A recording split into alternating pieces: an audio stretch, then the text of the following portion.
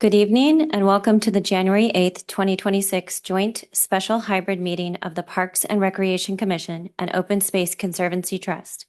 I am Ashley Hay, Parks and Recreation Commission Chair. Open Space Conservancy Trust Chair Hillary Atay is co-chairing tonight's meeting with me remotely. The time is now 5:02. Tonight's hybrid joint meeting is in person at the Mercer Island Community and Event Center, and we are also using video conferencing technology provided by Zoom. The Zoom video of this meeting is being recorded and will be uploaded to the city's YouTube channel later this week. Welcome to all, and thank you for joining us. Trustees, please have your microphones turned on for the roll call. Will the city staff please call roll for the Open Space Conservancy Trust? Thank you, Chair. Trustee Poor. Here. Trustee Hildebrandt. Here. Trustee and Council Liaison Becker. Here. Secretary Bender. Vice Chair Brisseth. Here. Chair Atay. Here. Thank you, Chair.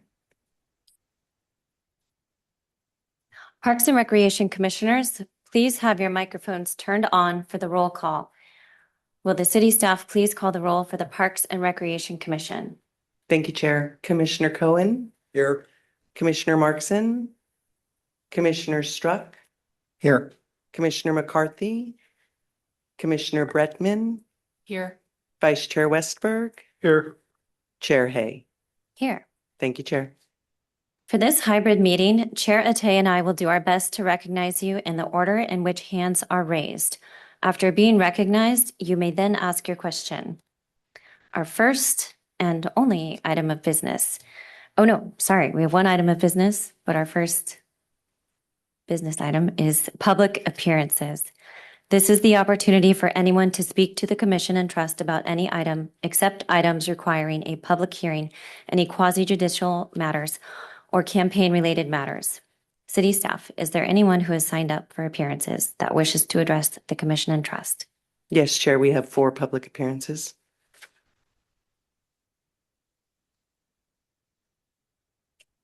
Okay, thank you. Individuals wishing to speak live during the appearances portion of our meeting may do so by telephone, via Zoom, or in person at Mercer Island Community and Event Center, provided they registered their desire to speak with the city admin staff by 4 p.m. today.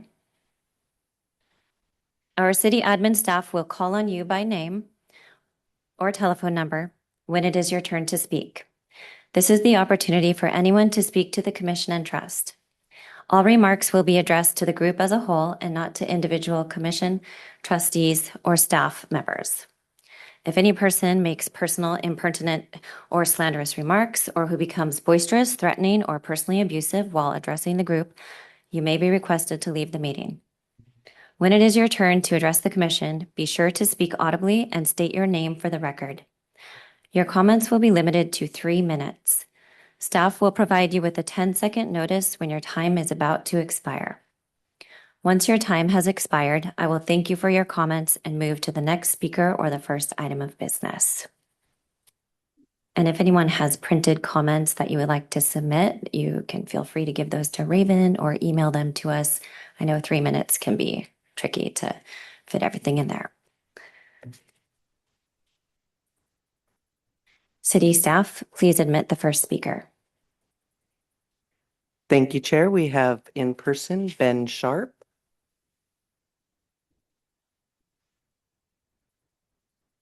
Welcome. Hi. All right, I get to go first. So I'm Ben Sharp, Mercer Island resident. I submitted comments via email, which I think kind of summarizes my position. But I wanted to just say a little bit more after I've reviewed some of the feedback and comments on the agenda. So big picture, I'm opposed to any e-bike ban in the parks. So class 1, class 2, I don't think it makes any sense. The e-motorcycle ban, I'm totally fine with. I think that makes sense. I support what the city did there. I think that e-motorcycles have been the cause for most of the angst in the community. I have 5 children. They all ride e-bikes. They rode no bikes prior to getting e-bikes. The hills we live on First Hill, they wouldn't ride them. E-bikes now, they're all over the place. And I think the e-motorcycles, I have lots of friends that have them. I think some of the kids that I know were probably some of the worst offenders, doing the wheelies and riding all over the place. They've all sold them, right? So the e-motorcycle ban has, I think, already affected behavior. And so I think what's happened is citizens have, rightly kind of revolted against the e-motorcycles and some of the behavior, but I think they've lumped everything into e-bikes. And my kids have been the sort of, the victim in a lot of ways of a lot of backlash from citizens over them riding their bikes legally. I think we want them outdoors. We want them off screens. They've had a lot of fun, but they've been sort of victimized by people who, just don't like e-bikes. And if you look through the feedback that you guys have gotten, it's pretty clear that they're talking about e-motorcycles. Wheelies, high rates of speed, like these aren't things that you can really do on like a class 1 e-bike like my kids have. So my advice is to just kind of pause, chill, let the changes that the city passed kind of permeate throughout Mercer Island, and then take the temperature from the public. My guess is you're going to see the complaints go down, et cetera, et cetera. I think if you were to ban them, my concern is, I'll give you a story. My kids are riding their e-bikes on the path of Lid Park. We were walking, they were ahead. This member of the community was irate at them, convinced that it was illegal, that they weren't allowed to do it. Called the police, were yelling at my kids. I finally caught up. I'm like, what the heck's going on? And so I was talking to this guy, he was irate. And he was convinced that because there was a non-motorized vehicle sign at the west side of the park there, that these e-bikes were not allowed. And I was explaining to him, I said, no, e-bikes are bikes. Washington state law has already settled that, but he was not going to have any of it. So the police come, she had to kind of set the record straight with him, kind of calm things down. But it was like a really bad experience, right? The kids were harassed. They felt like they were breaking the law. The police had to come. I mean, it was kind of 10 crazy. seconds. So my concern is that there would be a lot more opportunity for situations like that if you guys ban e-bikes in parks. The kids are going to do it anyway. And now you're going to give citizens even more reason to call the police and create unnecessary conflict between That's time. kids and citizens. So thank you, guys. Thank you. Will city staff please call our next speaker? Yes, Chair. Jeff Kuntz.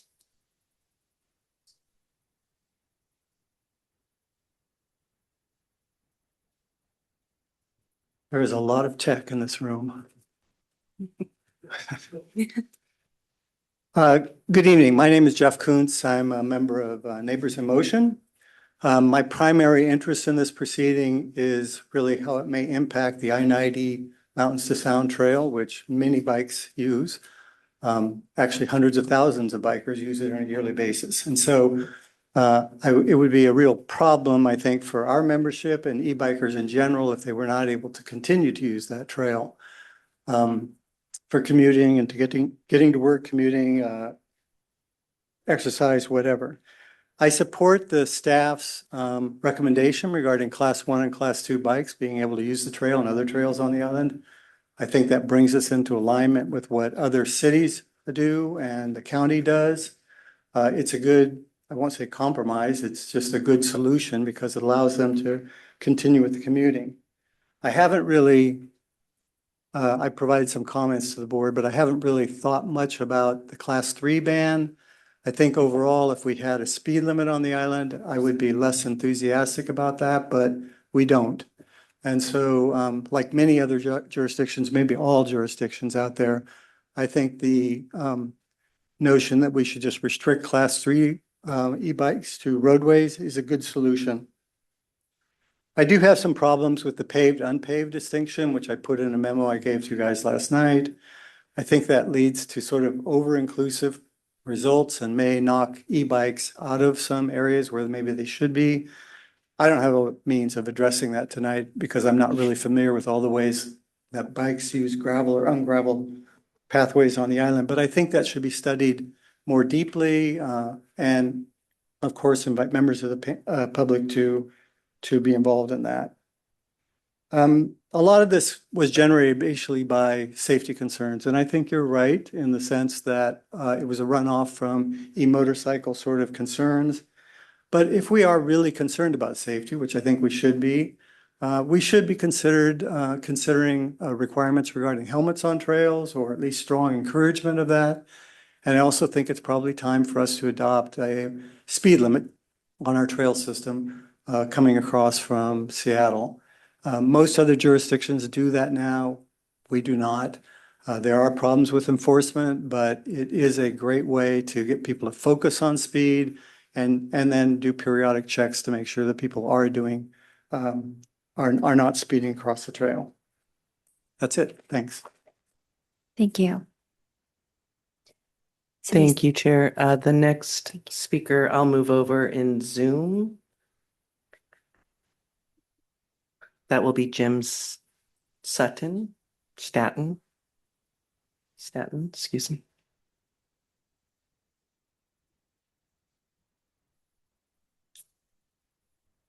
I think I'm on. Can you all hear me? That's great. Thanks. Just. My name is Jim Stanton. I'm also on the Neighbors in Motion Steering Committee. I've lived on the island 40 years at the south end and raised 3 sons from infancy on the island to they're out of college.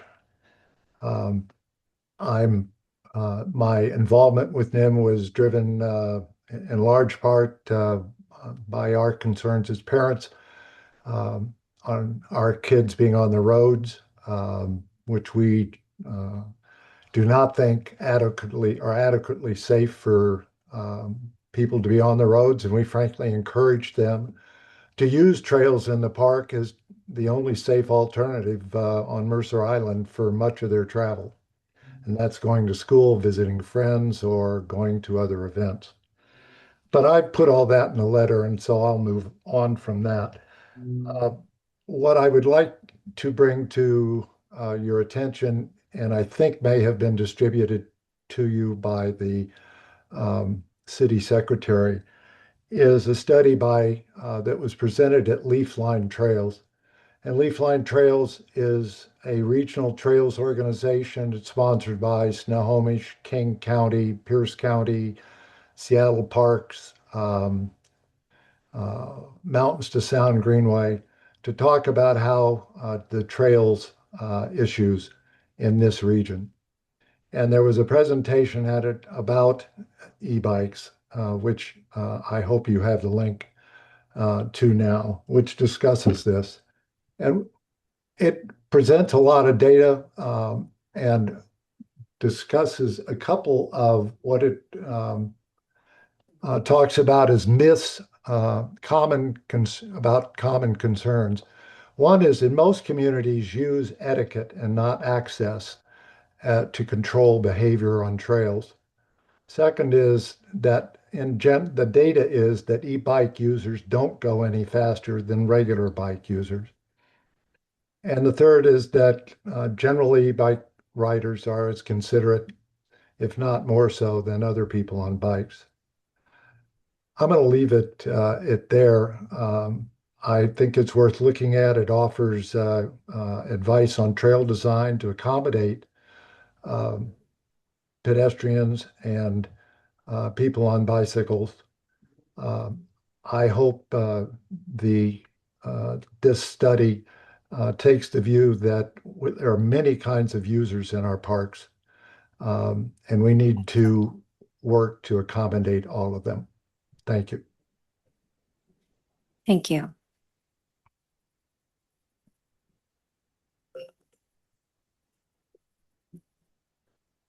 Chair, our last speaker is Jay Greer. I'm moving him over now.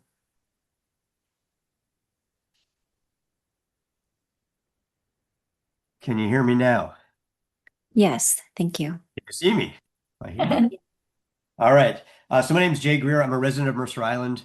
I've lived on Mercer Island and been active in the community since 2011. I have 3 teenage children. 2 are currently at the Mercer Island High School and 1 recently graduated. My youngest son, Sam, is an avid mountain bike rider, and I've been an assistant coach with Mercer Island's youth mountain bike racing team for the last 4 years. In addition to riding mountain bikes and road bikes, my family also rides e-bikes, and that's what I'm here to talk about today. I've read through the proposed recommendations by city staff.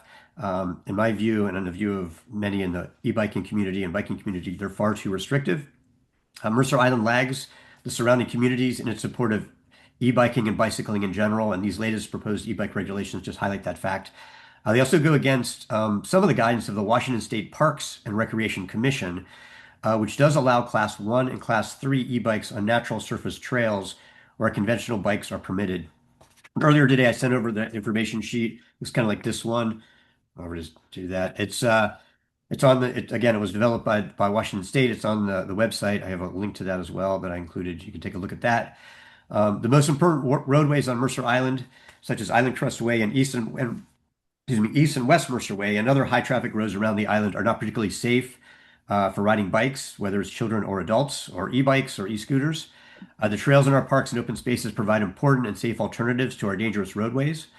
With e-bikes and e-scooters, as well as cycling continuing to grow rapidly, and with the light rail station opening soon, safely connecting all of Mercer Island by bike and e-bike should be a priority.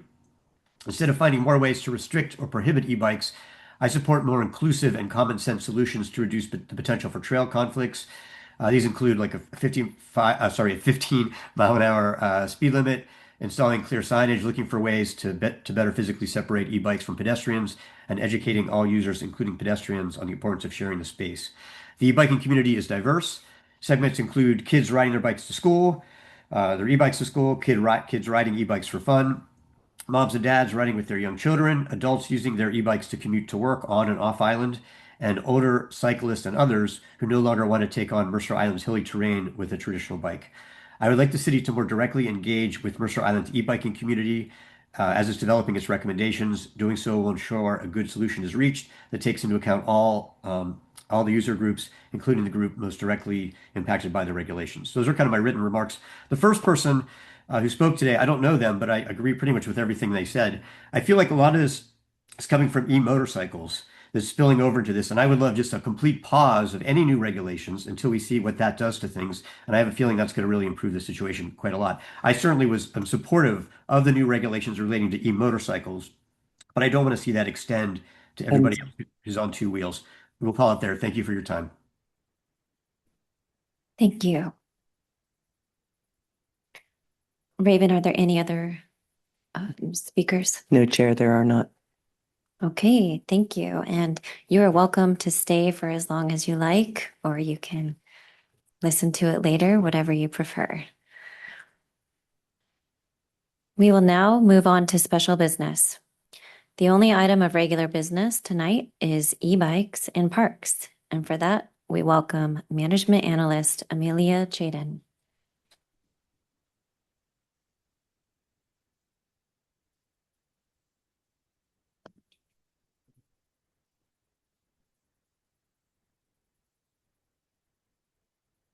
I just got kicked out of the Zoom meeting, so please hold.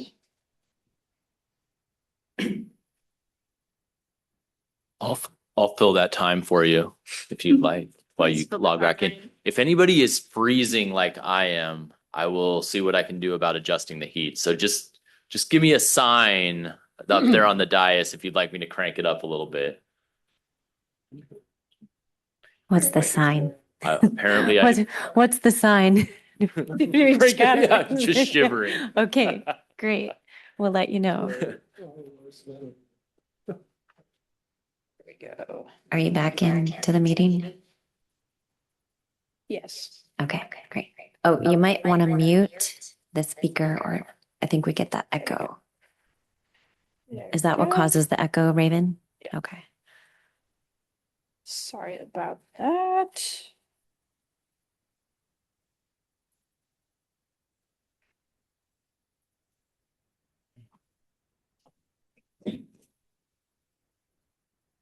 All right, there we go.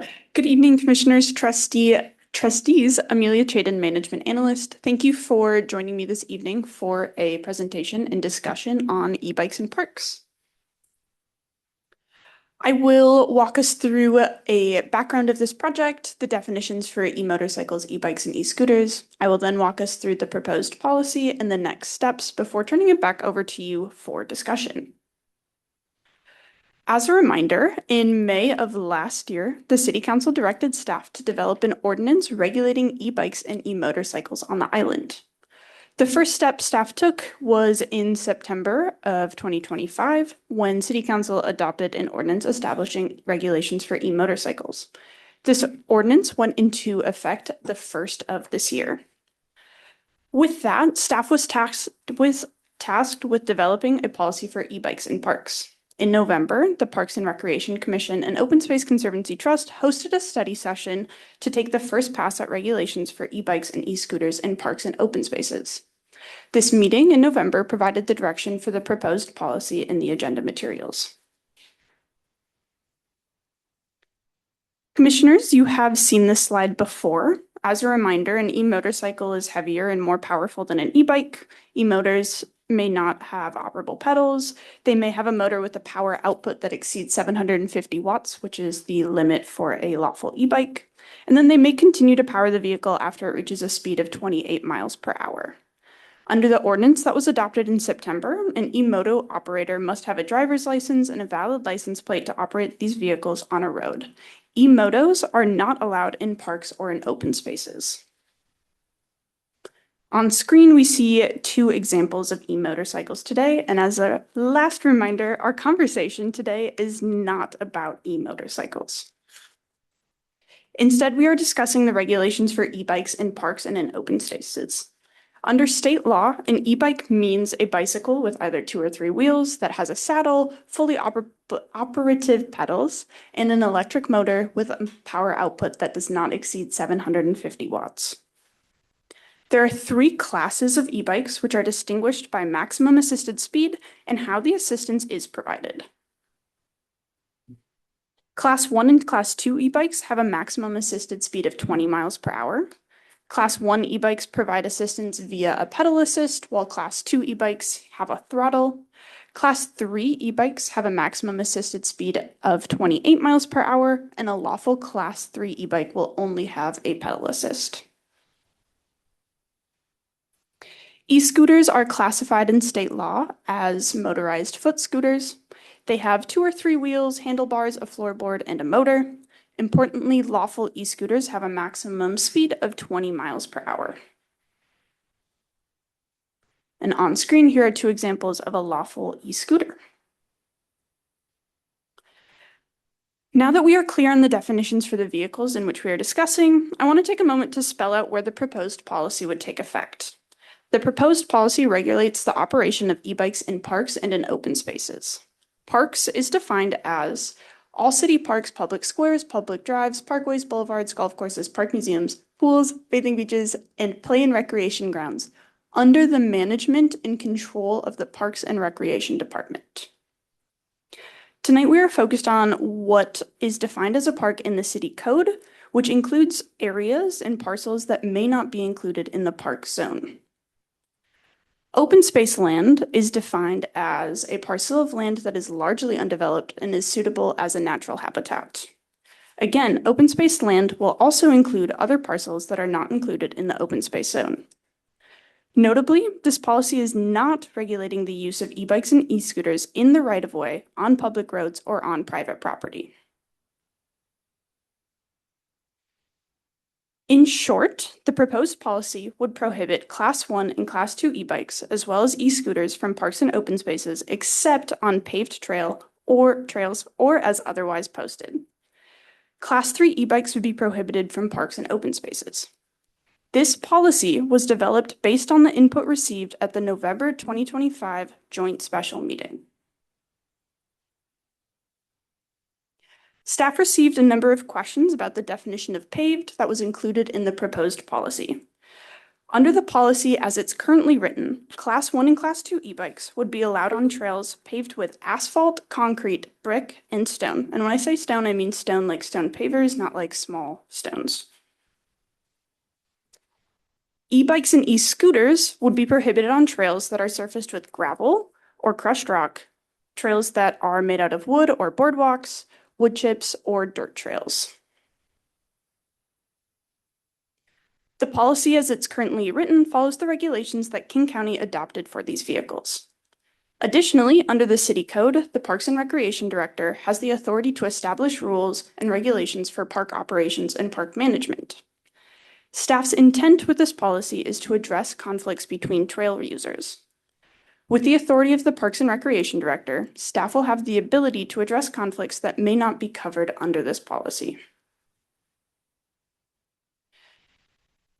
Shifting gears slightly, the city manages and operates Aubrey Davis Park and a segment of the I-90 trail.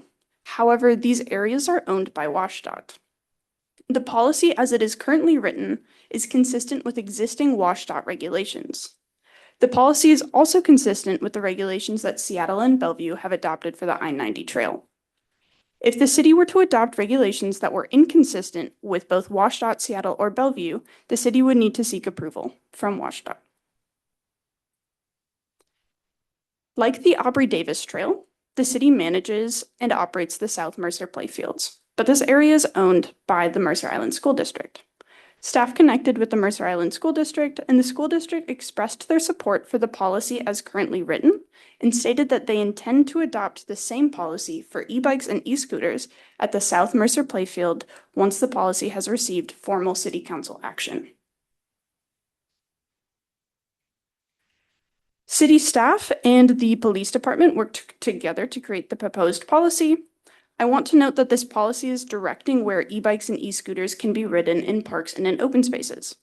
This policy is not intended to direct how these regulations would be enforced. Direction on enforcement regulations or enforcement mechanisms, and penalties will come from the City Council. Commissioners are welcome to include their input for enforcement on the handoff memo to the City Council. I will now turn it over to Commander Seifert to offer a few words from MIPD's perspective. Thank you, Amelia. Good evening, everybody. It feels weird talking from back there, so I'll come up here.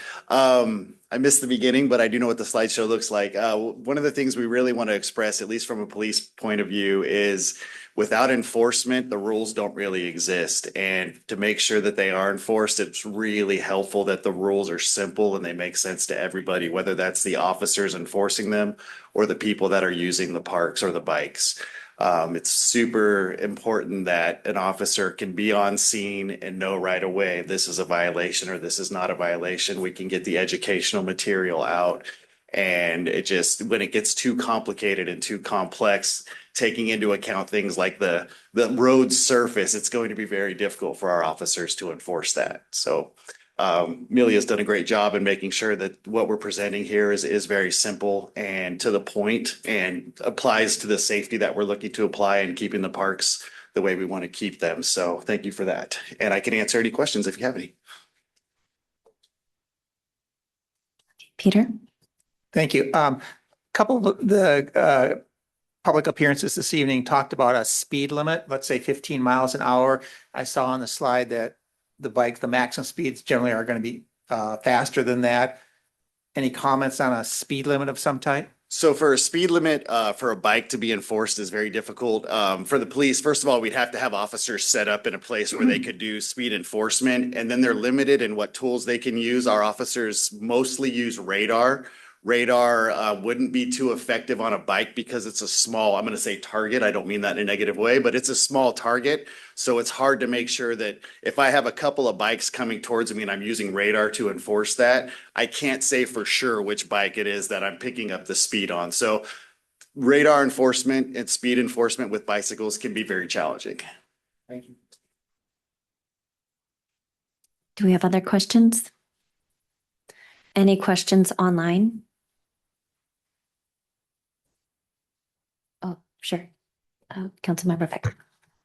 I mean, yeah, I just have a follow-up on the speed limit question. I mean, I know that regionally there's lots of places that have speed limit restrictions. I mean, I guess I'm just wondering, like, is there self-enforcement by people that know that that's the speed limit, or are we taking the approach that, like, if we can't enforce it, I mean, you already said, if we can't enforce it, then why do we have that in place? I'm just wondering if there's knowing the limitations that you just said exist, are we saying there's just not a value And I'm not necessarily saying I support a speed limit. That just has come up and I'm trying to understand whether or not we couldn't. So I can't speak too much to what happens regionally as far as enforcing speed limits, but my understanding would be, we use the term, especially with vehicles, too fast for conditions. So there may be a 15 mph speed limit, and if there is something that occurs, it's probably going to be more on a civil side where, like, if we had two people get into a collision, you could say this person was going well over the posted 15 mph speed limit, as opposed for being a law enforcement issue where they enforce it with some sort of criminal penalty. Totally guessing there, can't say for sure. Commissioner Westberg? In looking at the pictures in the presentation, from a distance and even close up, there's not a lot of difference between a class 1 and a class 3 e-bike. Do you see problems in trying to enforce rules enforce rules if they're different for a type of bike? I would say 2 years ago, yes. In the last couple of years, our officers are starting to get pretty good at it. There are specific things that the bikes have. There's specific labeling requirements where if the officer has a reason to contact the rider, they can make sure that it has the appropriate labels. And then if it doesn't have the appropriate labels, that's an offense within itself. So due to the amount of bikes and e-bikes and e-motorcycles we've seen on the island the last several years, the officers are getting pretty good at identifying which is which. Okay, thank you. I see you have a question, but I have an add-on sub-question to your question. I know these bikes can be modified. Would that make the existing suggestion of policy difficult? Maybe you have a class 1 or 2 bike that you've modified to be more like a class 3, but it is technically and those are not allowed now as of January 1st. That makes it tricky if we're allowing 1 and 2 and they've modified it to be a 3. Do you base it on the bike or the speed? And we know the speed's hard to enforce. It's a combination of all the factors. You have the speed of the bike, whether it needs to be pedaled in order to go certain speeds. Some of the bikes, some of the classes that you guys learned tonight, if it's not being pedaled, it's not going to go forward. Some you're able to have the acceleration assist without pedaling at all. And if somebody takes a class 1 bike and modifies it to a class 3, would probably be the most common sort of thing. And they haven't changed the label to reflect the changes they've made, that's technically a violation in itself. So it's a combination of factors. So if the officers are pretty good at judging speed. If they see a bike that's supposed to max out at 28 miles per hour, but they see it going 40, 45 miles per hour, they're going to be able to say, that's clearly a modified bike, and then they can deal with it accordingly. Yeah, and but we're assuming that if community members are calling in, they may not know the differences, right? Yeah. So, okay, True. interesting. Chair Hay, Yeah. Councilmember Reynolds has his hand up. Councilmember Reynolds. Yes, thank you. Just a quick question. This was for Amelia. I hope it's not too late for that. In the presentation, she indicated that the MISD had expressed support for the proposal. I'm curious who that is. Does that mean the school board voted on it? Does it mean you spoke to the school district superintendent, or what was it? I'm going to let Ryan take that one. Ryan Daly, Recreation Manager. We had conversations with school district staff. Okay. Thank you. Commissioner Cohen. I have a question for the police officer.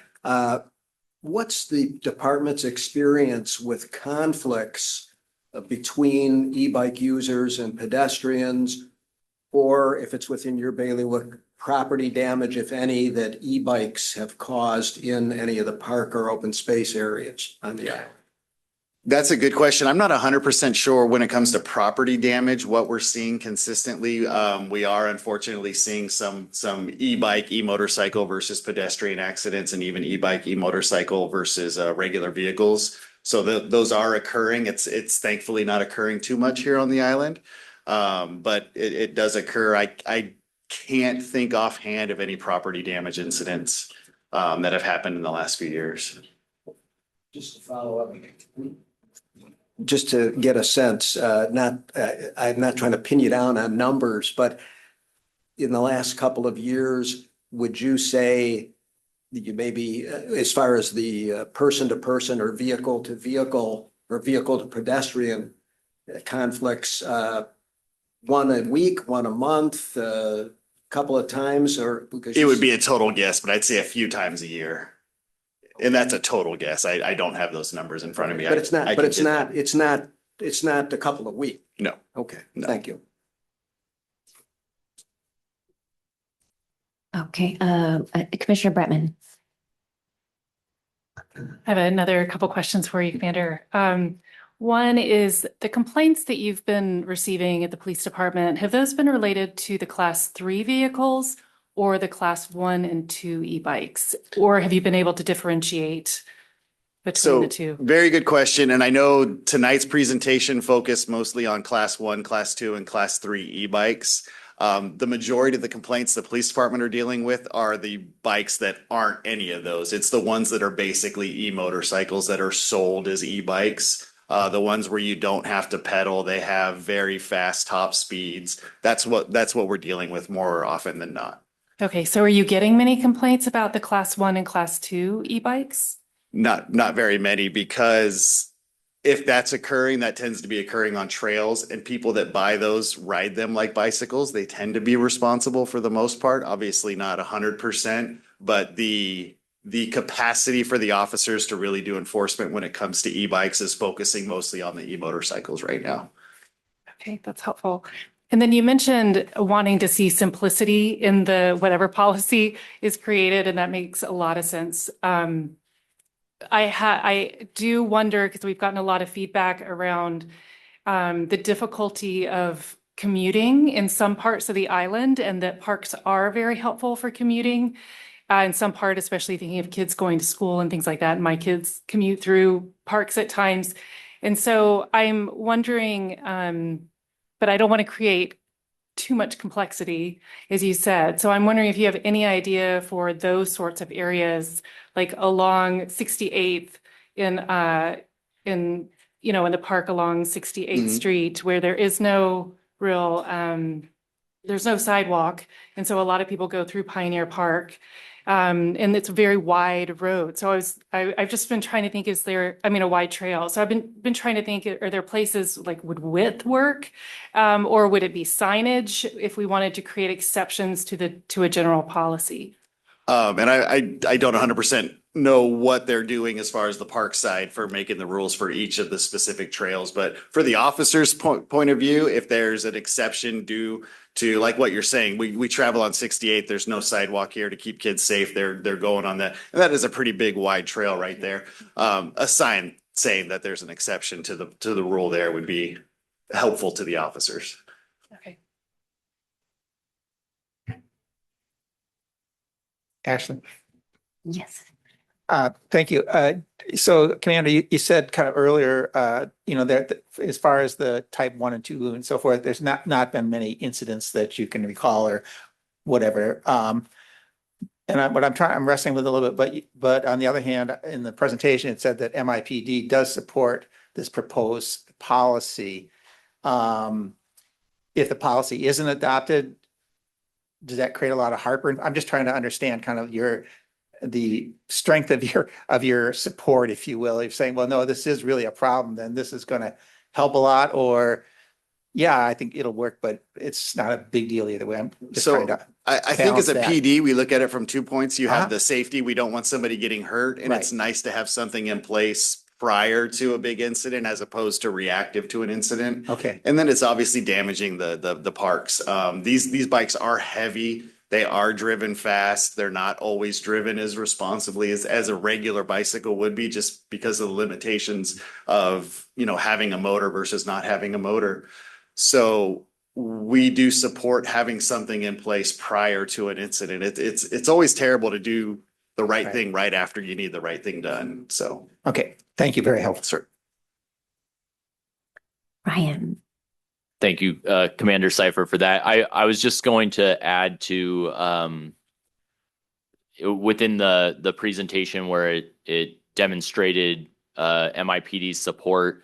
That was for perhaps the way the policy was written as well, based on clarity of the policy, not necessarily for or against it.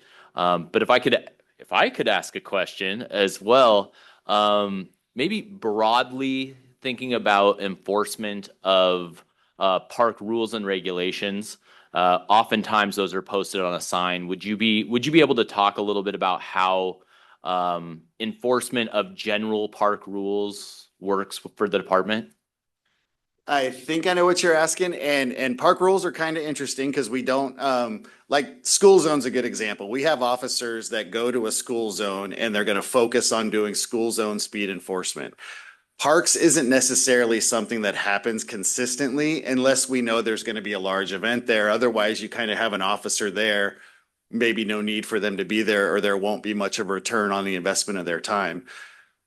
Most park enforcement will occur as a response to a call. So somebody calls and says, hey, there's bikes out here tearing up the grass, or more frequently it would be dogs. There's dogs off leash, or there's dogs that are doing things that they're not supposed to be doing on specific fields. So most park enforcement will be responsive to calls as opposed to proactive on the police department being out there. You read right between the lines. Thank you. Chair Hay, Councilmember Reynolds. Oh, Councilmember Reynolds. Thank you. I'm not sure if this is a question for Ryan or Commander Seifert, but we had a couple speakers tonight or in emails say that there's a sign on the I-90 trail currently that says no motorized vehicles allowed.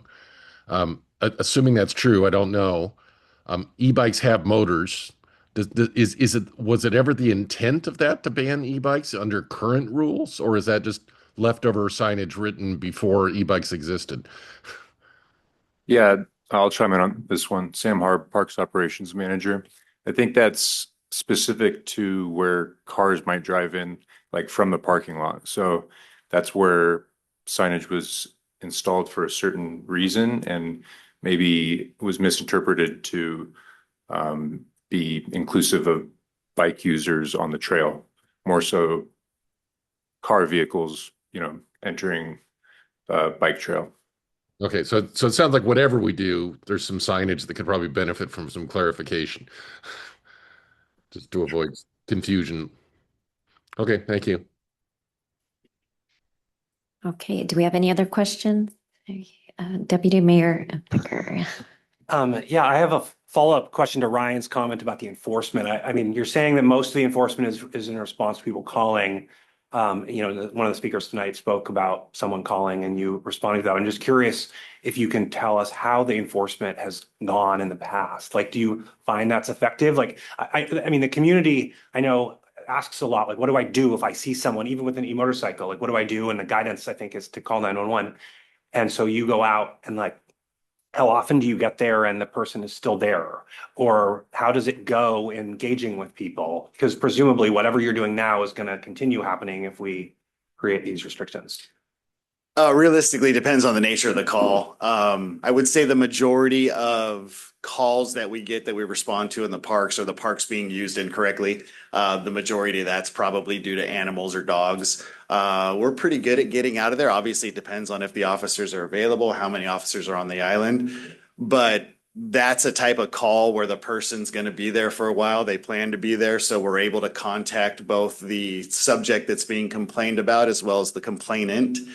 With bikes, that may change. We don't have enough data yet since we don't have these rules in place yet. But that will definitely be a little bit more challenging because by the time an officer gets there, they're going to be in a different location than they were when the call came in. So, Chair Hay, Charite has her hand up. Charite, thank you. Thank you. This question is for Amelia. In the new proposed code, there is the language about no e-bikes on soft trails unless there is some kind of exception made. I just have a question about how those exceptions are determined and then who gets to determine them, just what that process is. Because in the presentation, I did notice, for example, the boardwalk across Ellis Pond was an example that would not permit e-bikes, and it's a huge throughway for kids going to the high school, coming from the south end and also coming from the neighborhood. So I was just curious about some clarification on how those are decided. Thank you. Ryan says he wants to take this one. I'll even turn on my video, which I'm sorry I haven't. Well, maybe I won't. There we go. Excellent question. There's a couple of ways we could go about identifying specific trails. One could be through specific exempted trails, I should say. One could be through this process, identifying them, making recommendations. The other could be in the handoff memo to City Council recommending a work plan item for the department director to go and review the trail system and identify trails based on, for example, connectivity, to be able to highlight and come back and bring those forward. And then there's sort of a third component, and I think this is where the city of Mercer Island is extremely fortunate with the Open Space Conservancy Trust and the Parks and Recreation Commission, is this forum.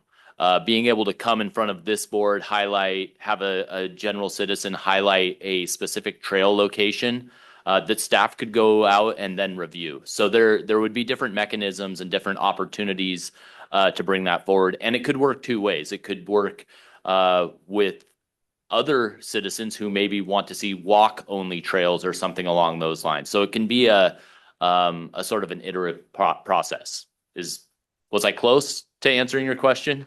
Definitely. Thank you so much. And I think I just forgot to mention before, I think the same needs to be discussed for the perimeter trails in Pioneer Park in the Northwest and the Northeast also, especially for kids going back and forth to Lake Ridge in the middle school.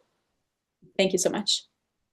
Okay, I think Commissioner Westberg has a follow-up question. Yeah, as a follow-up to that question to Ryan, so it would be the Director of Parks and Recreation that would be able to make that determination rather than have to do a separate, have the council deal with it through an amendment to the code or something like that. Correct. The Parks and Recreation Director, per the City Code 9.30, has the ability to establish park-specific rules. Right. Yeah. Okay, thank you. Commissioner Bretman? I'm interested in the difference of implementing a policy that's either a complete ban on class 1 and 2 with exceptions versus allowing class 1 and 2 vehicles to go wherever bikes can go, and then putting up bans for you, or I guess putting up specific bans on trails, like actually don't go here.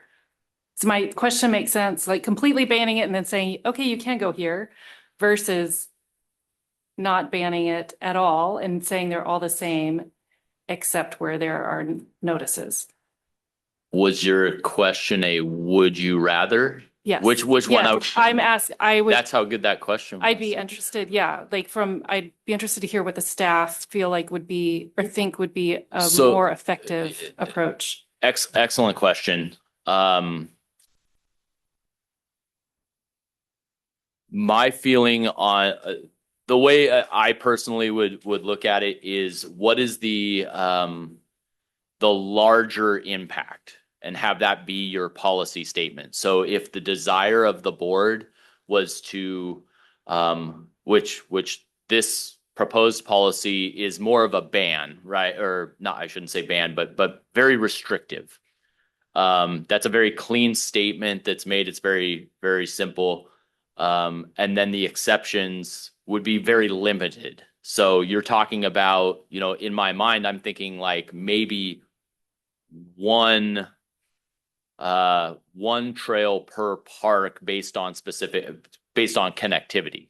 Now, if the desire of the board was for the opposite of that, to have open access but restricting just a few locations, then I would go to that direction. If that's the way my thought process is working. I haven't talked to Sam about that. I would just quickly add to that the direction staff was working off of from the November meeting was that we were acting off of e-bikes are prohibited except where permitted, which is how we ended up to where we are today. Yeah. Commissioner Cohen. This is for Amelia or maybe Ryan. It's a little different subject, but what has been the community outreach on this one? I mean, for example, I didn't see anything offhand on Let's Talk, which the city always says, well, it's been on Let's Talk. And you have the transportation improvement projects, hard kind of stuff, but nothing. I know that these meetings have been publicly noticed and so forth. But as we're hearing, this is a subject that involves safety of riders, safety of non-riders. It involves recreation by one group of people, recreation by other groups of people. It involves climate change because of commuting. So there's a whole bunch of important stuff. And I haven't, other than by word of mouth, compared to some of the other issues that we focused on, I haven't gotten a sense that there's been the same level of community output and input. Other than the e-bike community and some of these people who have eventually followed this a little more closely. Yeah. I'll take my first stab at it, if Okay. that's all right. I was like, who's gonna go? Excellent question, Commissioner. Originally the output, actually, Amelia, would you talk about going into the first meeting, the promotion that was done there? Yeah, so I will start off by saying that there's not currently a Let's Talk page for e-bikes or e-motorcycles.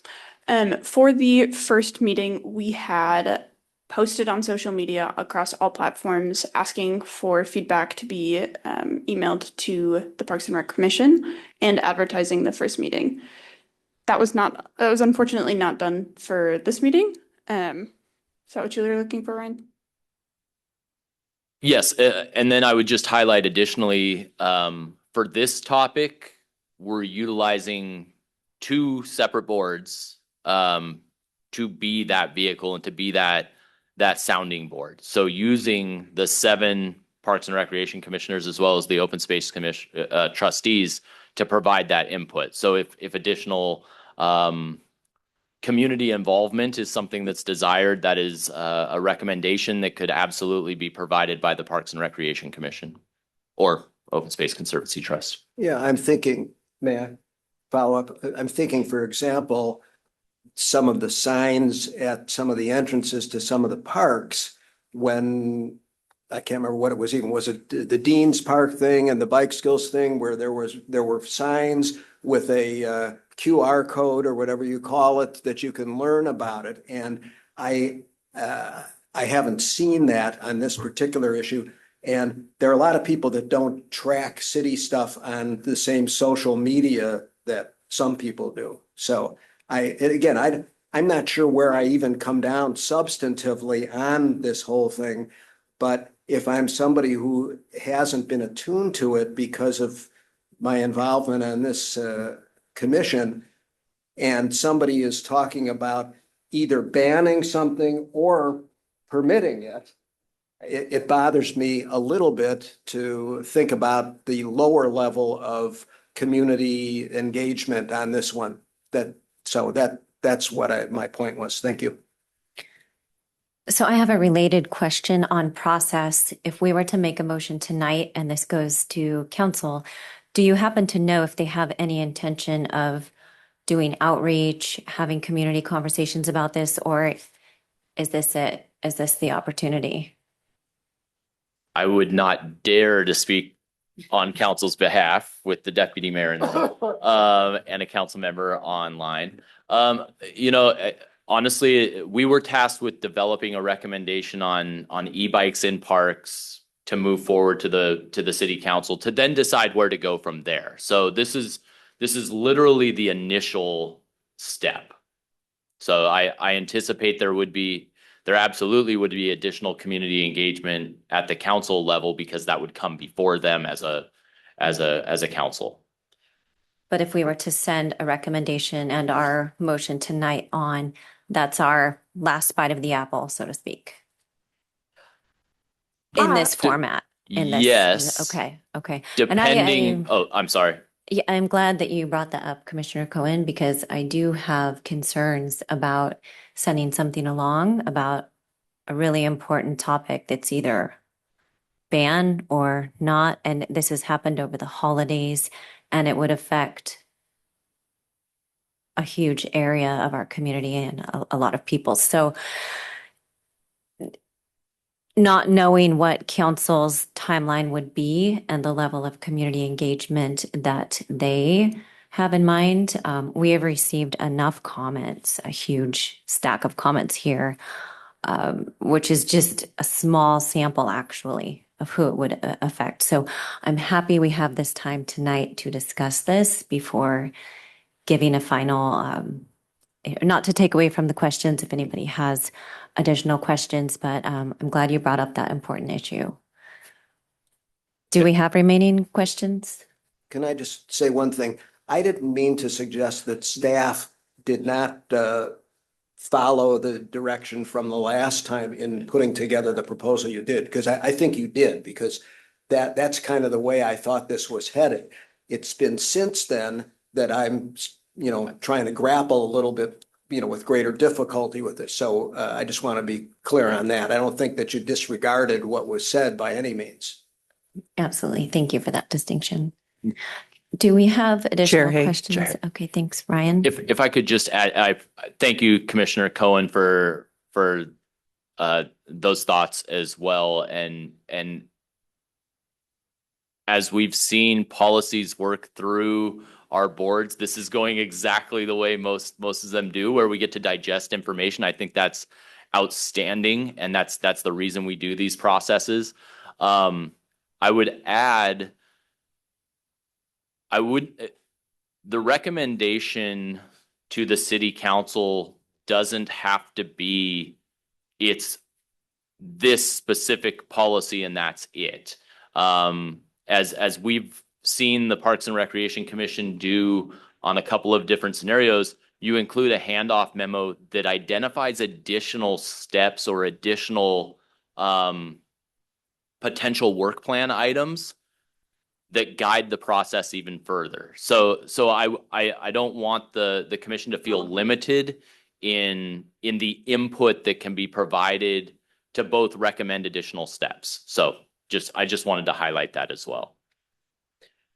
We did jump into questions one slide early, which is just fine. You're all good. You're all good. As Ryan said, staff would work, assuming that the policy as proposed or amended would be adopted, staff would work with the chair and vice chair to come up with a handoff memo and then return at a regularly scheduled meeting to approve this memo. And if we needed to, we could have that be an iterative process. That memo would then be used to prepare an ordinance that would be presented to city council. I anticipate, as the person that would be bringing that forward, that we would come first as a study session and then have a first reading and a second reading of the ordinance. And then to fully close the loop, once an ordinance is adopted, we'll work with the school district to develop signage and educate users for the South Mercer playfields. So turn it back over to you. Okay, thank you. Do we have any remaining questions? Okay, well, thank you very much, Amelia and Commander Seifert.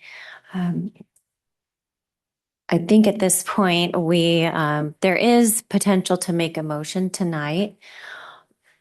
But given the number of questions that just came up now and the number of comments that we've received, it seems that we still have more to discuss on this issue.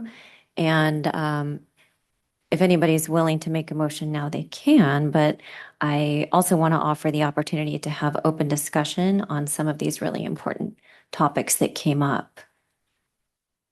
Peter? Yeah, yes, I would support kind of postponing a actual motion to approve or something. And really, I mean, as you mentioned, we've got a lot of comments, a lot of great information that I think if we take a month or a few weeks to kind of digest a little bit better and have, conversations with community members about it and so forth, I think that's worthwhile. And I don't think, Brian, we're not under any real time crunch, are we? Or are we? Amelia's looking at me from the other side. Obviously, we want to be respectful of the commission's time and move expeditiously. However, there isn't. We want to get it right. I mean, that's our goal. That's always been the commission's goal with all of the policy work, and so taking another month or two and working through a couple of additional meetings possibly would be more than appropriate. I think what would be helpful maybe tonight, and Amelia, I'd look for you to jump in on this, is we have a proposed policy. We needed to put something down to get a reaction. I think we're starting to get a temperature on what that reaction is. Would love to hear feedback on that policy. And then I would anticipate maybe at the following meetings, and this might be where Chair Atay and Chair Hay could get together and discuss where they see the roles of the respective boards going as we move forward. So that would be helpful to the process if this is a splitting point or if we work in tandem as we continue. So I think staff would love to get some reaction, get some idea of where to head, so that we could further prepare materials as we go forward. Or if the commission and the Open Space Conservancy Trust wanted to pause, have some community individual conversations and get a better feel, that's always a direction to go as well. Okay, thank you. And it may be that we get to a motion tonight, but if we don't, I don't want anybody to be concerned about that. But I do want to take this opportunity when we are together with the Open Space Conservancy to continue the dialogue that we began at the last meeting and discuss some of the topics and community input that we have received in the context of the potential motion policy that we landed at last time. So Ryan, I don't know if you're able to pull up the wording of the policy. We could do a little recap maybe of where we were in November, how we arrived at this potential policy, and how we feel now as a board and commission based on some time to think about it, some community input, and whether or not this represents what we want to achieve with the policy.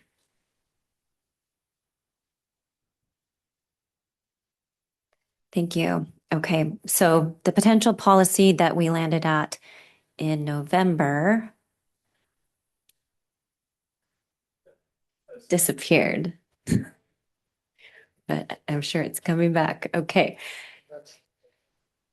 It is to not allow class 1 and 2 in parks and open spaces except where permitted. That's where we landed, correct? Okay, there it is. Thank you. Thank you. And on paved trails. So without diving into every single question on the matrix here, which would have us here until Saturday, I'd like to check with the board, with commissioners, and get an idea of where you stand now on this policy. If you might want to highlight a couple things that have really stood out to you as far as why you still support or maybe don't support this anymore. And if not, what direction would you like to see it go in? I know that's extremely broad. So if anybody else has something really specific that they just, came up in comment or whatnot that you want to highlight, that's fine as well. Commissioner Westberg.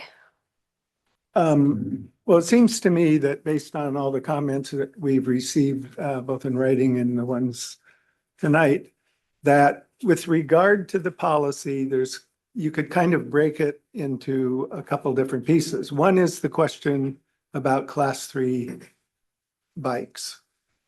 Can we reach agreement about class 3 e-bikes and whether or not they belong on park trails at all? Because that's one key element of the proposed policy. Then with regard to class 1 and 2, there have been a lot of questions and issues that have come up with regard to not allowing those on all natural surface trails in the park, because many of those natural surface trails are used as are used as commuting corridors or safety corridors for kids riding to school. They've been used in the past by e-bikers, class 1, 2 e-bikers, because we haven't had a separate rule for e-bikes. So to me, if I would suggest that we could make some progress by trying to identify, maybe split out class 3 and have a discussion on class 3 and resolve that one. And then maybe go to class 1 and 2 and explore those issues and decide that have been raised and decide whether we can either have a consensus on how to handle those or whether we need to go back and get more information. Identify trails, for example, which might be excluded or set aside as commuting corridors or things like that. But I think I would suggest we could make progress by maybe pulling out separate issues and discuss and narrowing the scope of the discussion. For example, right now, as far as the open space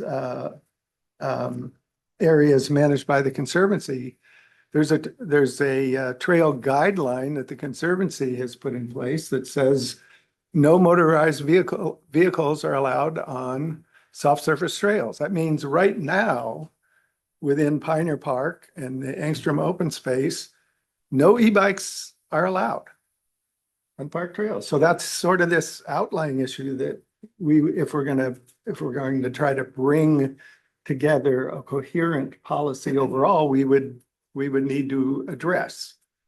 But that's just my thought, is maybe break it into pieces and deal with the pieces.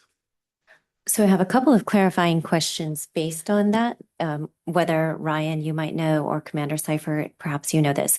The difference between class 1, 2, and 3 is the speeds of 20 miles per hour versus 28, correct? And the newly implemented ordinance for the e-motorcycles, does that cover any of the class 3 bikes? Are we talking about the same thing or something completely different? Class 3 still has the pedals. Okay. They're bigger and heavier. Just to make sure. E-motorcycles we're are talking a about the same separate things. matter from e-bikes. Okay. And the only difference really between 1, 2, and 3 is that speed, 20 versus 28 for the most part, correct? There we go. Yeah, so a couple of things to clarify there. The class 1, class 2, class 3 technically are not motorized vehicles. They're considered bicycles. So there is a separation between no motorized vehicles. Even though they have motors, they're considered bicycles. The class 1 and class 2 are the 20 mile per hour max. The class 3 is the 28 mile per hour max. And then you have with the class 2 the ability to accelerate and use the motor without pedaling to assist. So there's a little bit of difference between each one of those. Okay. And then regarding our current regulations, not to be too pedantic, but on the wording of it, is it that operation of motorized vehicles or bikes is prohibited, in which case you could cycle without using the motor with a class 1, 2, or 3 bike, right? I mean, it's kind of a big distinction. We don't have to prohibit. I think you're correct with that. Yeah. I don't think the Operation class of 1, class 2, motorized. class 3 e-bikes would be qualified as a motor vehicle when it says no motor vehicles on the parks or the trails. And I think this is a nuance that was brought up in November, because it is very possible to ride the bike without using the motor. Okay, thank you. Yeah. Might not be the preferred mode, but it's possible. Yeah, thank you. Commissioner Cohen. I guess I need some more information before I would want to vote on anything either way.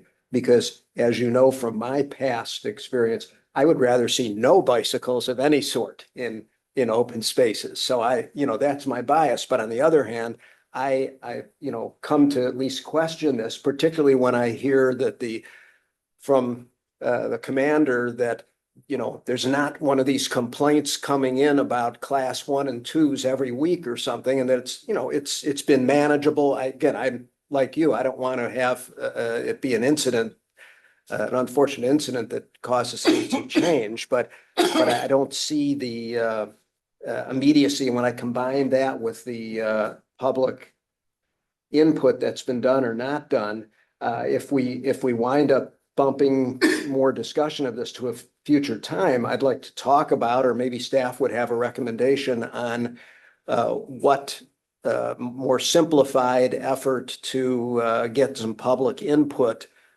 or at least increase public awareness opportunities there might be during that period of time, so that we can get that.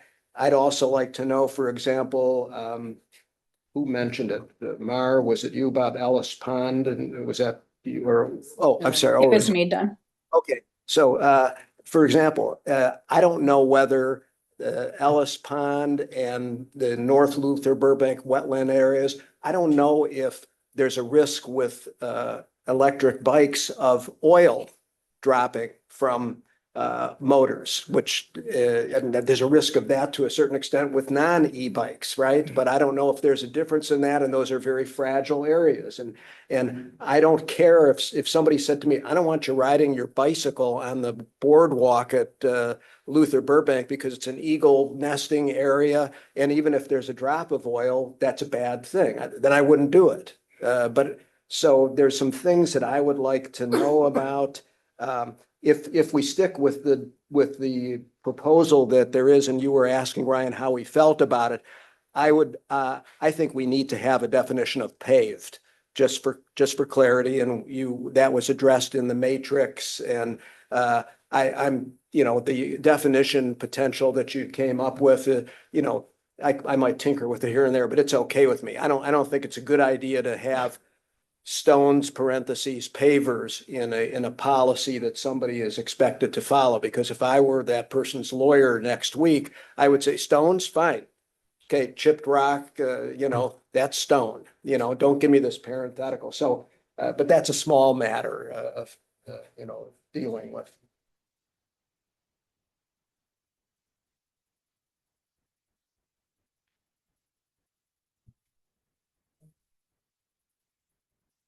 Are we opening up the floor for general discussion at this point? Yes, absolutely. Yeah, please. Okay, I did have some comments, if I may. I reviewed the state statutes regarding electric bicycles on trails, and found that generally speaking, or trails and highways, generally speaking, the statutes lump together class 1 and 2 e-bikes with unpowered or human-powered bicycles, which I find to be a cogent policy. The e-bike, the class 3 e-bikes are dealt with separately. But in any case, the state rules make specific provision for local jurisdictions and the parks director to override the general state policy. And I noted with interest in the brochure that was sent around by Jay Greer that the director for the state parks has chosen to make all of the regional trails open to class 1 and class 3 bicycles.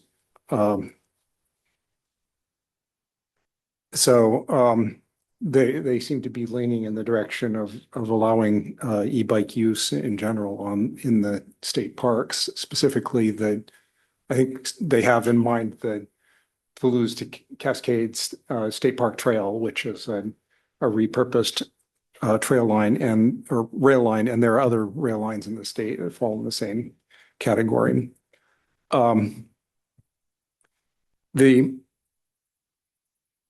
The devolution of the policy to local jurisdictions, the way that the King County has chosen to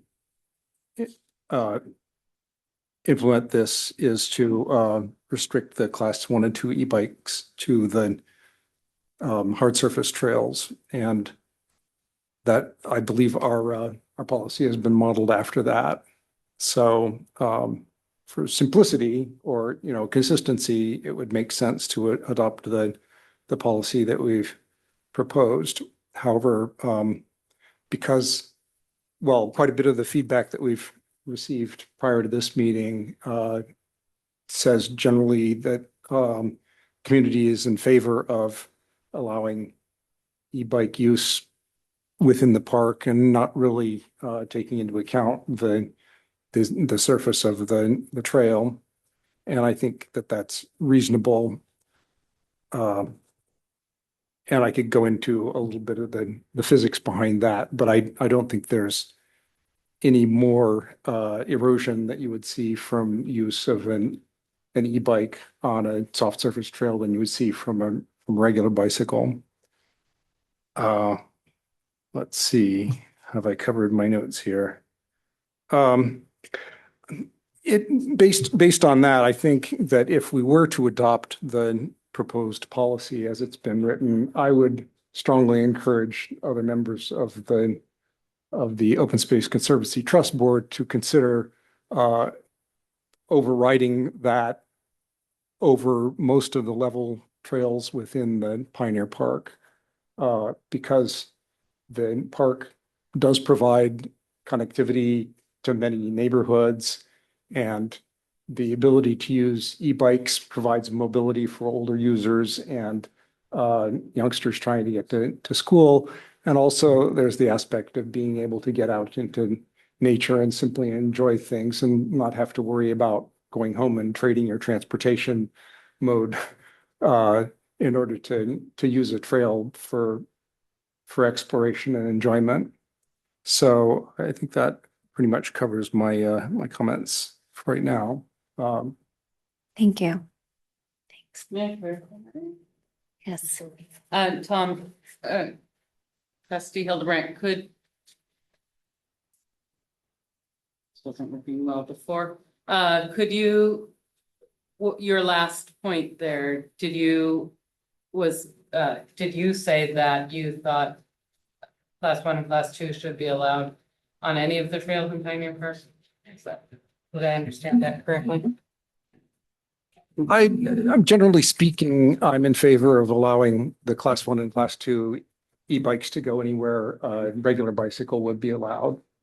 I don't really see any difference between them in terms of how they use the trails or how they would interact with other trail users, be they on foot or on horseback. Okay, I don't thanks. really see any fundamental difference there. I feel like the earlier conversation was focused on the perimeter trails, so that's why I was clarifying what you said. Yep. Commissioner Struck? Oh, sorry. Other questions, comments? Commissioner Cohen? Well, I think it was at the last meeting where somebody, and it was probably a staff member, but I don't remember for sure, commented on e-bikes versus regular bikes, e-bikes being heavier and their acceleration being more rapid, particularly for somebody who wasn't an experienced user of it. So that somebody at least expressed the view that there could be more damage. But then somebody said in response, maybe you, Tom, that maybe this was the physics, that with a non-e-bike, you have a smaller smaller tires, so that the potential for digging in deeper. You know the physics. Yes. I don't. But Thanks for allowing me to respond to that. The e-bikes, generally speaking, are heavier because they have a motor and a battery, and they have to carry the extra weight. So in order to handle that in the design of the bicycle, generally speaking, the rims are wider, the tires are fatter, and the fatter tires are almost universally run at lower pressure. So a standard bicycle that's set up for road travel can have pressure in the tire exceeding 100 pounds per square inch. And the e-bikes typically are not going to go over about 35 pounds per square inch. They're comparable to a car tire rather than the really stiff road tires on a standard bicycle.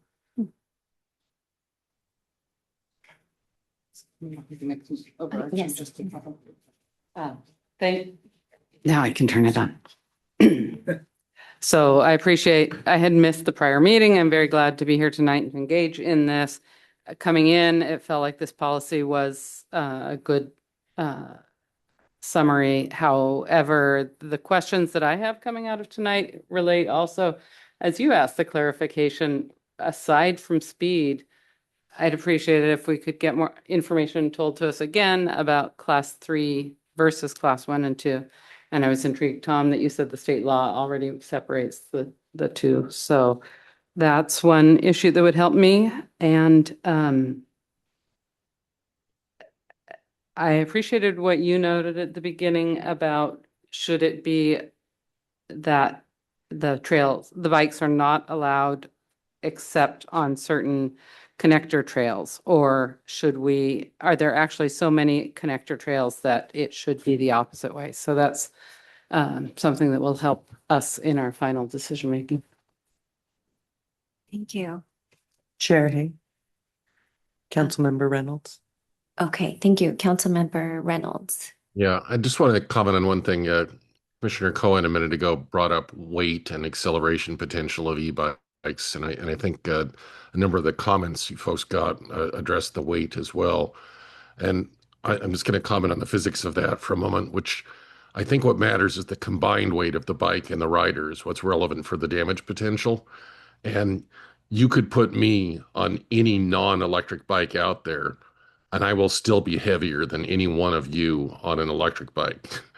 And so unless we want to start weighing riders before they go out on the trails, I don't think we should think about weight as a deciding factor.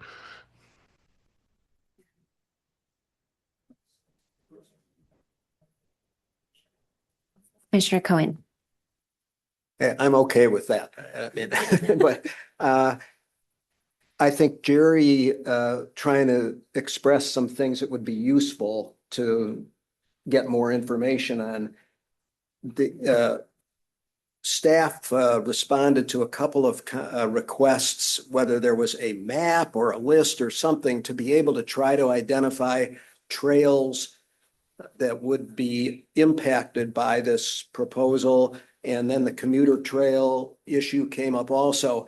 And maybe it isn't a definitive sort of thing, but even a discussion piece and focusing on the areas that are the most problematic or something, because I mean, I sort of want to get a sense in the real world of what we are going to be endorsing for the council to be considering. And I don't know the best way to do that. You can't just do a GIS thing with it. I mean, for example, we talk about Pioneer Park and changing the rules there. I mean, Pioneer Park, for a lot of it, has access around the perimeter where you don't have to go into the middle of it from a commuting point of view. I'm talking about you might have to go up some steep hills. I understand that. So anyway, so that's one thing that I think would be useful to figure out how to get some real world suggested information of what might be impacted by what. Second thing would be, what would be a manageable way to inform the community that's not yet fully informed about this. We talked about that before, whether it's signage at some key areas with QR codes or whatever it is, Let's Talk page or whatever it is that staff might think is useful. Third thing that occurs to me is, now I lost it. Oh, is the I-90 trail still really something that we ought to be concerned with? Or is that basically there's nothing we're going to be doing or can do legally or otherwise? And if it's the latter, I don't know the answer, but if it's the latter, then let's take that off of the discussion thing. Then a lot of the NIM people, at least a major focus, not the full focus, but a major focus is mooted just from a time and discussion point of view. Sort of like your class 3 idea. Well, and I'm going to come back to that. Yeah. Do you have another comment, Commissioner Westberg? Well, I agree with Commissioner Cohen about the I-90 trail. Based on the presentation, if we wanted to do something different than Bellevue has done or than exists in state law, it creates all kinds of complications. And why would we do that? It doesn't make sense. So yeah, I think we could take that off the table and at least as far as the I-90 trail is concerned, we're all agreed that e-bikes would be allowed, unrestricted. Not motorcycles, of course, we're talking bicycles, but but e-bikes. And then concerning, I said I was going to come back to the question that I raised earlier about the policy up there. The policy makes a clear distinction between class 1 and 2 bikes and what we're going to allow there, and class 3 electric assisted bikes. And the statement in the proposed policy is consistent with King County, with Bellevue, with a distinction that exists in state law. So does anyone, I guess I'd pose the question, does anyone disagree with the statement as written about class 3 bikes? Should class 3 bikes be allowed in our parks and open spaces? And if we can come to some consensus on that question, then we can focus on where either what we're going to do with class 1 and 2 or where we want to allow them. So I definitely have some thoughts on that.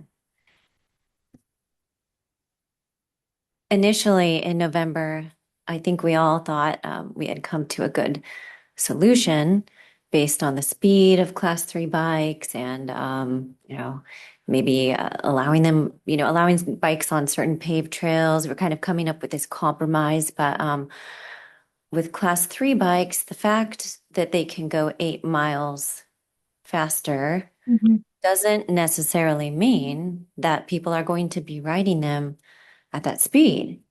And I'm thinking of somebody who may ride at 10 miles per hour. So then why would we not allow that if we would allow riders on a class 1 and 2 going 20 miles an hour? So my You can't thought govern how process somebody's has going to ride the bike. exactly. And, a previous comment we received about etiquette versus access really speaks to me that allowing a bike in an area does not dictate how somebody is going to behave. And if we allow a bike that can go 28 miles per hour, that doesn't mean they're going to be riding at that speed. So my thought process has absolutely changed, and I would be more inclined to consider class 1, 2, and 3 all the same, as we have now learned our Washington State Parks and Trails are doing. They're considering 1, 2, and 3 essentially the same. So I don't like what we came up with in November, and would reconsider how we view class 3 for sure.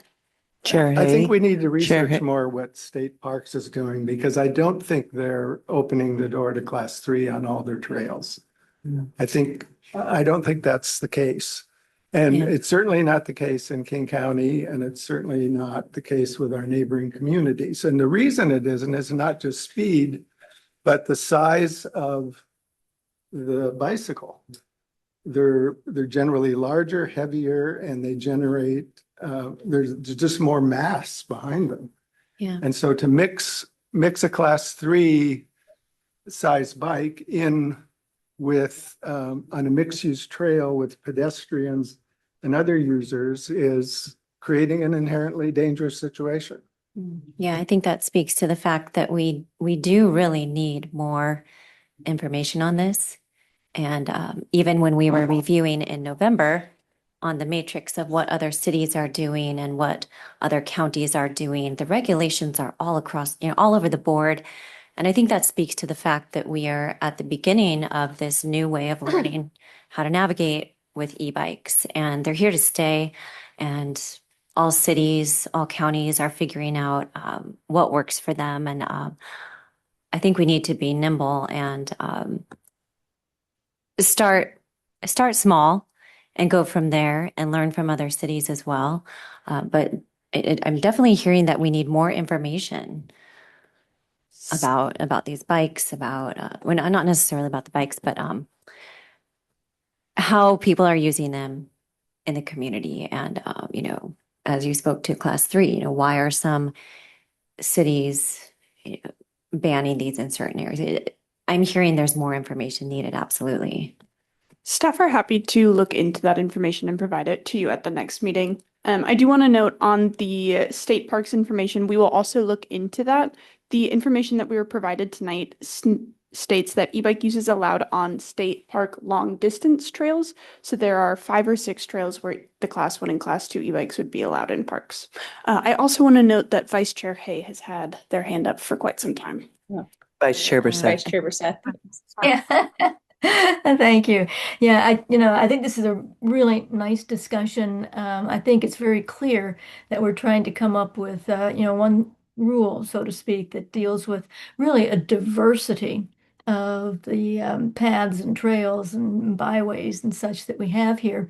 And, I think we've spent a lot of time talking about the safety or the impact of the various bikes on the environment. But I think the other thing that we haven't thought about a lot, and we may need some additional information about, is the impact on, the walkers who use these areas. And I'm thinking specifically, the Ravine Trail, where, I was walking there this past weekend and encountered, 3 different families with small children who were using this as an adventure experience. And, I know during the summer, I often encounter, elderly or others who are using assisted devices. So I think, there really is a need to get a broader perspective on, who's using these areas and what, and I don't tell you I have the answer how to go after this, but, but I think we do need to give some thought to the impact that these sorts of vehicles have on the actual walkers. For example, we have some different rules concerning the use of horses.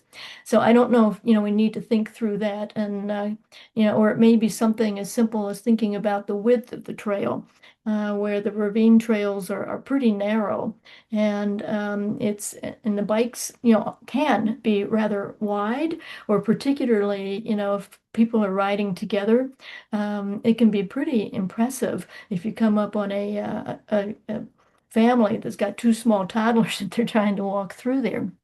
So I would agree with all. I think we do need more information and we probably need to give a little more thought to this. I'm not saying I have the answer about how to get there, but I think we need to broaden our perspective and how we're looking at this. Thank you. Do we have anybody else online that would, okay. And any other comments here? Commissioner Bretman. I do. So first off, I have really appreciated being part of this process and seeing the democratic process at work and the openness of the other commissioners and the board members to say, hey, we really need to listen more to the community. I really enjoyed, it's been a privilege to be part of this. So thank you, everyone. I have not heard much opposition from the community around the policy on class 3 bikes. And so my thought is that we did kind of go the right direction on the class 3 policy, because that does align with what's happening in Bellevue. It aligns with what's happening in Seattle. I even asked, Ryan about a very, very wide trail I used to use a lot in Seattle for biking. And even that it is not legal to have a class 3 bike on that trail. So I would be in favor of, I think we did go the right direction on class 3 unless I learn additional information otherwise. It was very helpful to hear the commander say that MIPD is not having issues with class 1 and class 2 bikes. And also the desire for simplicity, which I think is really important. So I'm getting increasingly concerned about differentiating between these class 1 and class 2 e-bikes and manual bikes, and that would create a level of complication for understanding what the rules are and for the public to understand, potentially for police. But at the same time, I'm also very worried about any bike being on skinny trails, where we may have users walking on those trails, especially a lot of the older folks in our community walking on those trails. So I do feel concerned about that, though I understand it's outside of our scope to work on manual bicycles, and where manual bicycles are allowed. I would love more information about where they are allowed. And I don't know if you all even have like a little map or anything like that of where manual bikes are allowed. Some kind of visual from the staff would be very helpful. Do we have that on hand? It's just most trails, honestly. Most trails. Yeah. Okay. Yeah. Okay. Okay. Well, it'd be helpful to see where they're not. I'm not familiar with those. So then that's one big question I have, is sort of what do we do about manual bikes and those things. Another is I think the idea of including speed limits has come up a lot. A downside of us not having that as part of our policy is that they are included in Seattle, they're included in Bellevue, and we could be communicating. You can go as fast as you want in Mercer Island, right? They come through Mercer, they could just speed through Aubrey Jabus Park. And so I think that's a danger of not having a speed limit sign for our bikes. I think having speed limits, most people want to uphold the law, even if it's within 2 miles an hour of the law, right? Like most people do still want to uphold the law. So I think that makes another case for why we would want to put speed limits in place to set a norm for what our expectation and hope is, even if we don't tell everyone that we can't enforce it. So, and then it does, as the commander said, assist with civil issues by putting a speed limit in place. So I think that's something well worth considering. A few things I've heard tonight that we could at least add to a memo to City Council for future planning, or just include in our future planning, are a recommendation to create a bike connectivity map for Mercer Island. At some point in the process, looking for more community input, whether it's our group or the council, and then if we are going to be deferring to the park director to figure out which trails bikes are allowed and not allowed, I think it's very important to have input from the communities most impacted, which are our cyclists. So some way for our cyclists to be able to be part of those, even just the implementation conversations once we hand this off to the Parks Department. Thank you. Great, thank you. And I'm really glad that you mentioned the bike connectivity map, because something that has come up in these discussions is the fact that we did not address e-bikes in the most recent PROS plan because it wasn't a thing. And I think this is something that needs to become part of the PROS plan in the future, and building out these connection points and safe routes within our community, connecting the trails and the roads and pedestrians and bicyclists. I think this is going to be a big focus in our next PROS plan, and I am really looking forward to diving into that, especially with the eventual startup of the light rail and people wanting to access that. So this is an area where we can really make some big strides in the next few years. Yes, Deputy Mayor Becker. Yeah, I just have a couple comments here. One is I definitely support Councilmember Reynolds made a suggestion in the matrix regarding being operated in there. And I don't know if somebody said that. I just want to make sure that comment makes it in, that people need to be able to walk these things through whatever we don't allow. Regarding the class 3, I mean, I appreciate your comments about class 3. And I think if the group wants to allow class 3, like that is okay. But I mean, I guess my concern about the class 3 in general is going up to 28 miles per hour. Like I hear community feedback from people where they're like, I saw a bike going 40 miles an hour. And there were these comments about, you know, how much of this problem is the e-motorcycles.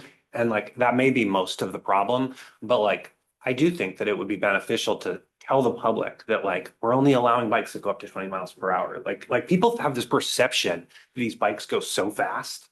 And then if we can say the class 3 is 28 miles per hour, and that if we decided those aren't allowed, and we can say like, we're only allowing these things 20 miles per hour, like I gotta dispel this notion that these bikes are going 40 miles per hour. Because that's what I keep hearing from people. It's like 40 miles per hour. There's no class 1 and class 2 bikes that's going 40 miles per hour. There's also no class 3 bike that can go 40 miles per hour. No, I agree. And so then I tell people and I say it's 30 miles per hour and they like think it's 30 miles per hour. No, I agree. And so, and again, if we decide to do, yeah, I agree with you. People have this perception, is what I'm saying. They have a perception that's like, there's no way it's like even a class 3 bike that's going that fast. And so, my last comment is that like, I think there's lots of discussion about like, where the map, and like, I have a hard time saying like what the policy should be without digging into like, which trails are we talking about? Like, I'd be curious, anybody's opinion on like, which trails specifically do you think we shouldn't allow these things in, or which should we definitely allow them in? And I don't know if the two boards can separate and go back through their designated things one by one, but it's almost like we need to start digging into the specifics of like, what is somebody even talking about? Because it's hard. I don't know what to say here without knowing, like, if anybody who's opposed to these in the parks, like which trails specifically are we talking about? And that is where my eyes were really opened to the need to get into the specificity of the trails and the actual areas and small trails that we don't, might not want bikes and pedestrians on. And some of the comments we received via email were incredibly helpful because some of them did reference certain areas and areas that were gravel paths versus asphalt. So our distinction of asphalt would not work for those trails. So clearly more work to be done and more community input to receive. And I'm hearing that across the board and really happy with this process to be able to get to that point. I'm sorry we didn't get to a motion tonight, but only covering this in 2 meetings would be incredibly fast, and we're not in a hurry here. So are we in agreement, thumbs up, thumbs down, and we kind of want to pause this and get more information, keep the conversation going? Is that the point we're feeling that we're at as a group? I'm seeing head nods. Okay. I think it would help to identify next steps, what the expectation is, because we can keep talking. Yeah. And I agree, we need to. There's still a lot of questions and issues and things like that to resolve, but so how do we keep it moving forward and not just spinning? I agree. And perhaps Chair Atay and I, and the vice chairs and Ryan, maybe we can sit down and talk next steps about whether we want to meet individually or as a group again. But of course, if anybody has burning questions that they want information about class 3, I'm hearing we want information about that type of bike, maybe the weight of it, why someplace, but more information about that. Any other burning questions that we really need some information on before we go forward? Can I come back to the class 3 thing just for a second? Sure. I've heard some theoretical support for letting class 3 be on the same terms as 1 and 2, but I haven't really heard that that's a big sticking point. This is going back to what Commissioner Westberg said. It seemed like the policy that's written here, not allowed in open spaces or parks, it didn't seem like there was a lot of opposition to that as it relates to class 3. And if that's true, then we don't need staff to be spending a lot of time additionally on class 3. Mm-hmm. Unless we want to be sure about it. That's what Rory said Yeah, good point. a while ago. Sort of like the Aubrey Davis Trail. Well, unless you want, since class 3 has been singled out by most other jurisdictions, unless you want, we can get information on why they did that, why they followed the county guideline or the state guideline to separate class 3 from class 1 and 2. But otherwise, I'm not sure what else there is to know. The bigger, heavier bikes, they go faster. Mm-hmm. If I could interject real quick, that is a burning question for me, is where does this group sit on class 3? I actually I sort of three questions I would love to ask and get a thumbs up, thumbs down, or no thumb if you sort of abstain, so to speak. But just it would give, I think, staff the opportunity to, would help us form what we're trying to come back to you with at a future meeting. So the first question I have is regarding the I-90 trail. Amelia, did you touch on sort of our limitations there? And I'd like to take that one potentially off of the table as we go forward, but Yeah, so as we've already mentioned, if we deviate from the policies that WashDOT have in place, we would have to seek approval from them. State law also requires that if a trail extends beyond the boundaries of two jurisdictions, that it maintains consistency. So we would, the way that I take that to read, and obviously we would go to our legal team with this, we wouldn't be able to make the policy more restrictive, but we could make it less restrictive by it. And when I say that, I mean we could allow Class 3 e-bikes on the I-90 trail. so my question is, should we maintain the I-90 trail as currently operated based on what Seattle and what Bellevue have implemented? So not deviating from that. And I see a question. Oh, is that a question? Sorry. Yeah, I'm saying, or I'd like to say, based on my review of the state law, it's basically out of our jurisdiction. The state law states clearly that the trails that cross jurisdictional boundaries have to maintain consistency. So we don't have to deal with the policy on the I-90 trail. Easy thumb up. In that case. Okay, that was teed up as a pretty easy one.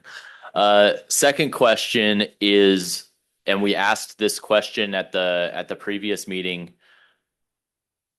should regular bicycles be treated the same as Class 1 and Class 2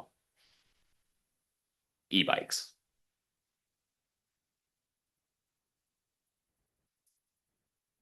I mean, we haven't been, I mean, That's a tough one. I haven't really, okay. I haven't even thought about that one very seriously. Okay, we'll come back with some more information, and I think that information will help to maybe answer that question at the next opportunity. I said I had three, but that Well, actually is anybody actually asking staff to address that issue? Is council or somebody asking? I'm sorry, what was the issue about should we treat regular bikes the same way as e-bikes? So I mean, I haven't heard, we haven't had any discussion. That question hasn't been specifically asked, but or been directed to us. But as we evaluate the park rules in the next year, making that distinction today is very helpful, or through this process is helpful to inform future processes as well, and may lead to a recommendation to city council or additional requests for information that we may need. So that's where the root of that question was coming from. Okay, usually you say that staff is at the end of its available time thing, and so I wondered why you were looking for more to do, but I understand now. Chair Hay? Chair Tay? Chair Tay? I do think that is an important point that Ryan brings up, which brings me back to thinking about the situations that Carolyn was talking about on the Ravine Trail in Pioneer.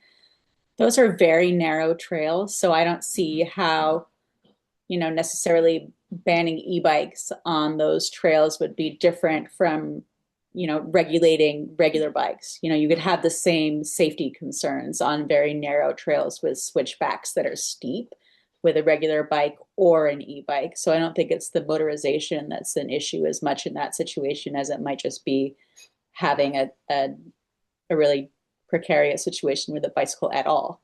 So I do think it's worth addressing to some extent. And then my third question is Councilmember Westberg's question that I'm stealing. How do we feel about class 3? Should we continue to treat them separate of class 1 and 2? Or is additional information needed? Actually, That's two questions. Oh, that was 2 questions. It's always trying to sneak one in. Commissioner Struck has a question. thank you. In terms of additional information, I'd be curious to know what share of the e-bike population is class 3? So if the data comes back, and again, we're not going to know specifically for Mercer Island, but if from industry statistics, if class 3 represents 5% of total sales, it's not a big impact. If it's 50%, then we probably have to have a little bit more discussion about it. Thank you.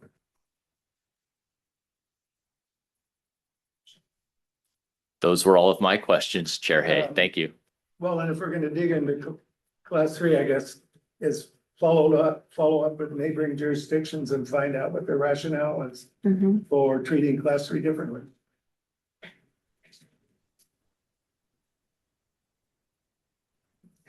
Looks like Councilmember Reynolds has a question. Yeah, I actually had the same question as Commissioner Strzok, and I actually did a little Google search out here. And it looks like class 3s are about 10 to 15% of total sales. Of course, that may vary by region, but.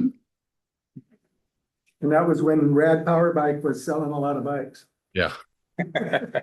I'll bet I don't know what the population of extant bikes is as opposed to current sales, but it's kind of in that never land of significant enough to think about, but not so clearly significant that you have to think about it a lot. I don't know. I'll bet if you treated them the same as 1 and 2, you would see that percentage increase. Possibly. I'll be honest, when I bought my bike, I have a class 2. At the time I bought it, I didn't even know the difference between a 2 and a 3. Didn't know what I was buying. I suspect that's true of a lot of people. Yeah, I think I'm going to want to do some personal research on this to understand more about it. Yeah. And I mean, to use Craig's example, and not singling you out here, but you brought it up, we know it. Craig on a class 1 versus, a child on a class 3. How do you weight that impact? Not literally, but you know what I'm saying. So, it's one of those things I think we need to dive into. And so TBD on that. Sorry, we can't give you an answer. So It's fine to use me as an example on that. I brought it up, so I deserve it. it's fair game, right? One more comment. Commissioner Cohen. This is just something I thought of on Hillary's point about the ravines and everything like that. I mean, when I walk in the ravines, occasionally I've seen a regular bike, and their people are usually very courteous, the bike riders, and they get off of them and roll them either down or up down the stair area. I'm not an e-bike rider. I've only tried one once and didn't want to go that way. But as I understand it, that would be a lot more difficult with a heavier e-bike to just get off it and push it up from down by, down. And so I think there may be a distinction between them. Okay. So more conversation to be had. Do we have an idea if we want to do this separately as a board and as a commission and then come back together at some point?